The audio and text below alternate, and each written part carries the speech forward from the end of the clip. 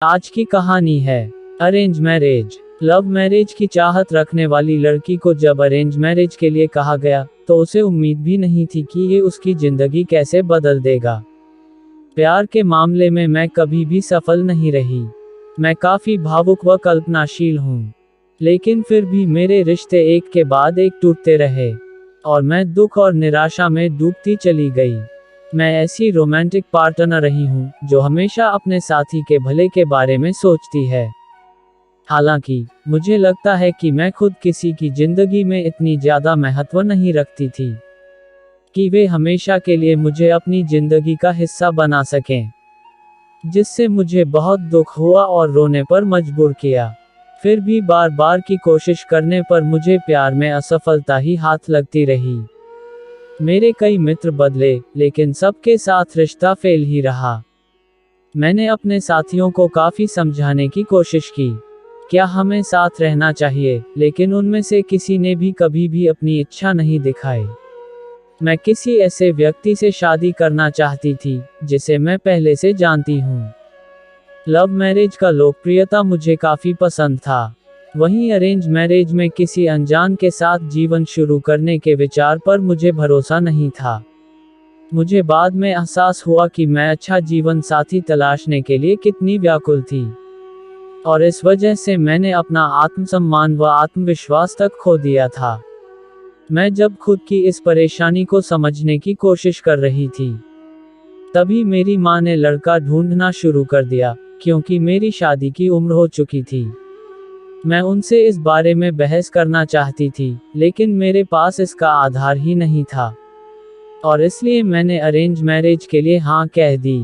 माँ मेरे लिए सही लड़का तलाशने के लिए जी जान लगा रही थी, क्योंकि उनके मुताबिक मैं इस समाज में अकेली सिंगल लड़की नहीं रह सकती। ये एक कड़वी सच्चाई है। इस बात से कोई फर्क नहीं पड़ता कि मैं करियर में कितनी सफल हूँ, मुझे शादी तो करनी ही पड़ेगी। मेरे लिए एक के बाद एक रिश्ते आना शुरू हो गए। एक अनजान से शादी का विचार भले ही मुझे नापसंद था, लेकिन फिर भी मैंने लड़कों से बात करने की कोशिश की। मुझे कोई पसंद नहीं आ रहा था।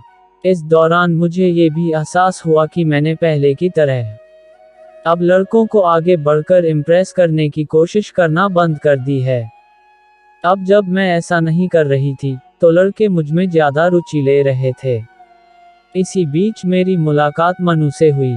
वह हैंडसम, आकर्षक, ऊंचा कद था और उसकी खूबसूरत मुस्कान थी। मुझे एकदम से वह भा गया। मेरे लिए ये पहली बार था जब मुझे कोई लड़का पसंद आया था।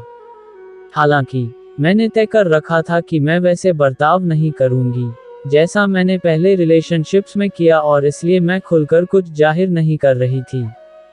पहले दिन की मुलाकात में हमारे परिवार के बीच सब कुछ अच्छा रहा। हमने भी नंबर लिए और आगे मिलते रहने की बात कही। इसके बाद हम कैफे, रेस्टोरेंट्स जैसी जगहों पर मुलाकात करते रहे। वह मेरे लिए गुलाब लेकर आता था और हमेशा परफेक्ट तरीके से बर्ताव करता था। मुझे ये पसंद आता था। हमें मिलते हुए 3 महीने हुए तो मैंने उसे अपने पुराने रिश्तों और अनुभवों के बारे में बताया। उसने कहा कि उसे मेरे बीते हुए कल से कोई मतलब नहीं है और मुझे भी पुरानी बातें भुला देनी चाहिए। इसने मेरे दिल को पिघलाकर उसे खुशी से भर दिया।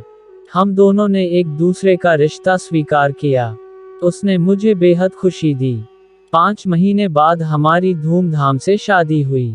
मैं शानदार लहंगा पहनी थी और मनु भी आकर्षक नजर आ रहा था। हम दोनों शादी के फेरे लेते हुए हमेशा के लिए एक दूसरे के होने जा रहे थे। सबसे अच्छा हिस्सा ये था कि शादी करने के लिए मुझे अपने पुराने बॉयफ्रेंड की तरह मनु को मनाने की या फिर इम्प्रेस करने की जरूरत नहीं पड़ी। हम दोनों के बीच सब कुछ स्वाभाविक तरीके से हुआ। हमारी शादी को 3 साल हो चुके हैं और ये शायद बताने की भी जरूरत नहीं कि मेरे लिए ये विवाह जिंदगी का सबसे अच्छा फैसला साबित हुआ है। मनु के साथ रहते हुए मुझे समझ आया कि असल मायने में मर्यादा, रिलेशनशिप और प्यार का मतलब होता क्या है। आज की कहानी में बस इतना ही। तो दोस्तों, कल फिर मिलते हैं एक और नई कहानी के साथ। कहानी सुनने के लिए आपको बहुत बहुत धन्यवाद।